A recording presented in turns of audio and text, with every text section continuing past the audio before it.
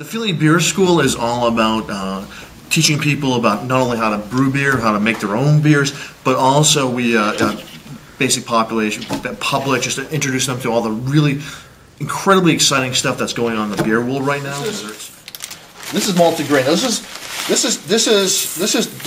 the lifeblood of beer. This and water, right? You know, this is malted grain. This is wheat. Now you can actually, you should try it. Just take a little bit. It tastes like this is a lightly toasted grain. Now you can actually get it all the way up to a very, very dark toasted grain to get really, really intense, dark, more caramel flavors. Malt extract. This is basically just sugar, right? All you really need is a it's because one thing you actually have to have if you're going to ferment something, you need sugars. That's what ferments out.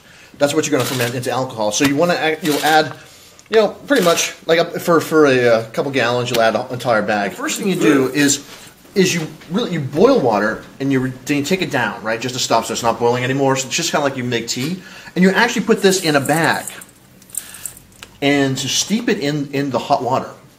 And all right, this is your malt. Now you could actually just use malt extract as well, which is a perfectly fine thing the first time someone's out doing this. Easy to use, and this is stuff that we can get wherever, right? Yeah. At a brew shop, the grains out. You never want to actually boil grains ever. That's going to bring out really weird freaking flavors. You don't want to do that. But right now you have that's the fundamental of beer right there. Right now, you can actually ferment that, put it in a carboy or a plastic container, and ferment that out. Hops.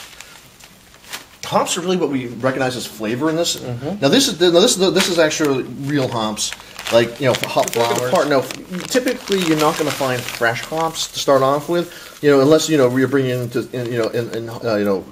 during harvest season. Even then, very, and these are kind of hard to use. There's many different kinds of hops. What I recommend any novice is to use these pellets. This is hops, but you can smell this. It's, oh my God! Can you guys smell that? It just smells like lemon. All right, lemon. Like that's the flavoring. This is the flavoring component of hops. We're going to add this into. All right. And there's only one more step, and the other step is, if we're not going to just let it go ferment on its own, because anything will ferment on its own, but that might be a little weird. We'd rather actually add yeast. Now we're going to let it cool off first. We're going to let everything before we actually add, because otherwise you might kill the yeast. Either dry or wet. These are two different kinds. Now, of course, you'd have to get this puppy started.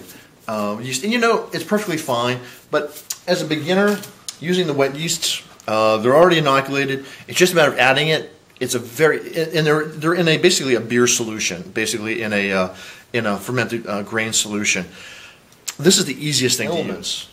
Once you've done these, very, very simple steps: boiling water, soaking the grains, adding adding sugar, adding the malted sugar, taking the grains out, adding hops, letting it boil. And then letting it cool down and adding yeast. That's it. This is the. Now all of this has many different elements you can actually change, and a lot of things you can do for flavoring. But this is it.